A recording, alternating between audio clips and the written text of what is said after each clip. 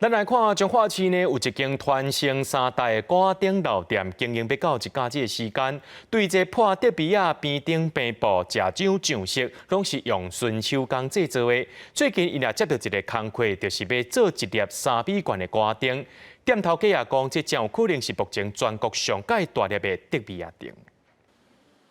这个3米悬、宽将近2米的锅顶，用要占满规个店门口。要顺手工做遮尔大的竹篾顶，师傅当家兴讲，敢若边顶做骨架，要做3届才成功。我会记起头的时阵啊，我就捌编好，起底起好，然后因为伊顶度无够顶，所以我搁拆开顶做，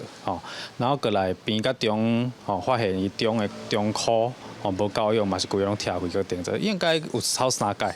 要做传统的竹篾顶，爱先破篾仔，边顶平布。再搁食掌上色，一对3米悬的锅顶，当家兴甲爸爸当抽水，用大约7个月时间才完成。我伫咧画，甲阮囝伫咧做的时阵，拢是一种考验，因为要做遮大粒的灯笼，头起先要做竹胚子的时候，